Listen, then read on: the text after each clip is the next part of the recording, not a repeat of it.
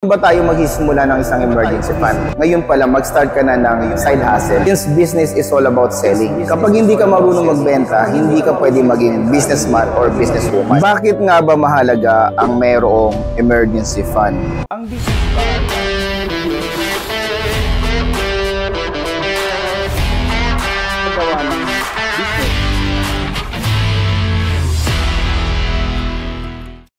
This is your CEO Paul. Sa video na ito, pag-uusapan natin yung kahalagahan ng emergency fund. Konting flashback lang sa buhay ko.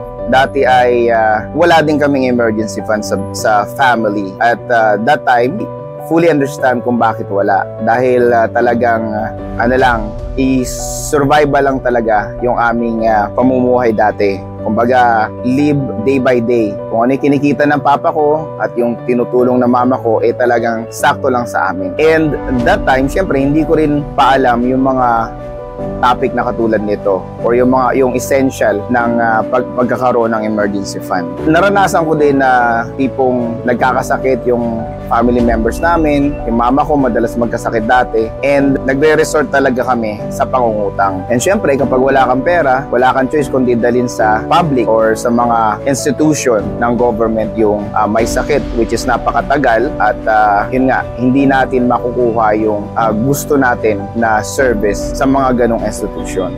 Ganon talaga yung kalakaran pagdating sa mga public hospital or mga public institution. And we just have to be thankful na nandoon sila. Lalo na ngayon.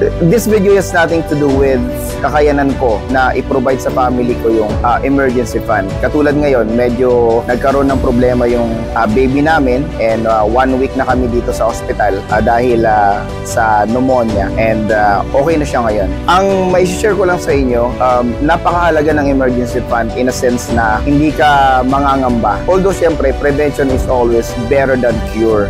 Sikapin natin na yung mga anak natin, tayo mismo ay maging healthy foods at healthy environment para ma-prevent natin yung mga sakit. Not only for hospital, but also other things na kailangan ng family natin that we can consider as emergency. So, paano ba tayo magsisimula ng isang emergency fund? Kung empleyado ka ngayon, kaya mo yun. Siyempre, kung empleyado ka at may business, mas kaya mo. Kung empleyado ka, make sure na you allot something para dun sa emergency fund. Iba yung savings, iba yung emergency fund. Savings is, pwede mo siyang kunin kapag kailangan mo. Ano ba, kailangan bumili ng ganito, kailangan mo ng pansuporta sa ganito, dun mo sa savings kukunin yun. Emergency fund is like something na kukunin mo lang siya or gagamitin mo lang siya sa emergency. So, standby lang yan dyan. That's why we call it emergency fund. So, dun tayo mag-focus sa gusto kong i-discuss sa inyo ngayon. Ang kalaban kasi talaga natin, syempre yung liit ng kinikita natin bilang empleyado. Yun yung pumipigil sa atin na maglaan para sa emergency fund. Syempre nga naman, kung yung kinsenas mo at katapusan na sweldo ay sapat lang doon sa mga pangangailangan nyo, magiging last priority mo na yung emergency fund. That is the reason why I would encourage ikaw na nanonood ng video na ito, na kung talagang alam mo, feel mo sa sarili mo na yung kinikita nyo sa employment ay hindi sasapat para magkaroon kayo ng iba pang paglalaanan like ng emergency fund, savings, anything na wala doon sa regular na pinagkakagastusan, I would suggest na ngayon pala mag-start ka na ng side hustle. Hindi ko naman sinasabi na mag-business ka agad kasi ang business ay hindi basta-basta. Ang business ay dapat pinaghahandaan. Yung konting side hustle lang, 'di ba?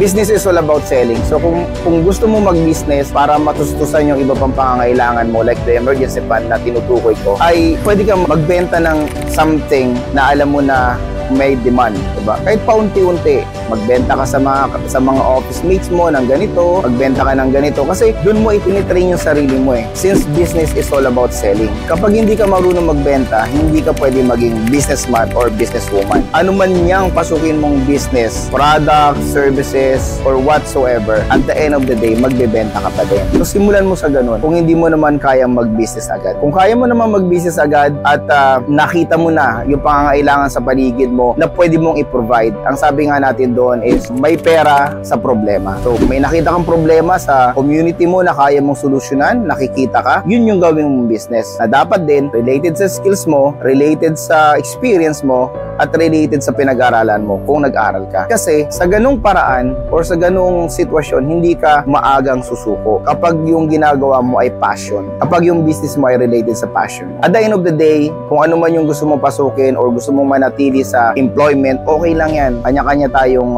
choice sa buhay. Ang akin lang, you start thinking about getting or creating an emergency fund for you. I would suggest maybe 4 to 6 months of your needs. Kung magkano yung kailangan mo, 4 to 6 months, dapat pinag-iipunan mo na yun na yung emergency fund mo. Pwede mong gamitin yun. For example, nawalan ka ng trabaho. Di meron ka pang 6 months na isusurvive kasi may naipon kang emergency fund. Iba kasi yung savings. Yung savings pwede mong gamitin yun sa business. Yung emergency fund pwede mong gamitin yun pang sustain. And of course, sa emergency, katulad nga nung sinasabi ko sa inyo kanina, naniniwala ako na lahat tayo may pagkakataon na iangat yung buhay natin. Kung empleyado ka ngayon, manatili ka, pero tumingin ka din ng mga posible mong gawin para madagdagan yung income mo. And business is one of them. That is also the reason why I created the group, Facebook group, Future CEO Community. Doon ako mag-share ng kwento ng buhay negosyante. Yung talagang real talk. Walang hype, walang benta-benta. Tuturuan ko kayo doon kung paano magsimula ng business. It will start with an interview. Titingnan ko kung ano yung pwede mong gawing business. Then,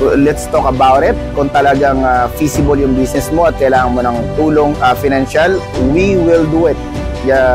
We will just make sure na i-account natin, then monitor natin up to the point na ikaw ay maging CEO na din. Katulad ng mga kasama ko sa grupo. Join the group then talk about success. Again, it's all about emergency fund and lagi ko nga sinasabi, success is a choice, so choose success. See you around.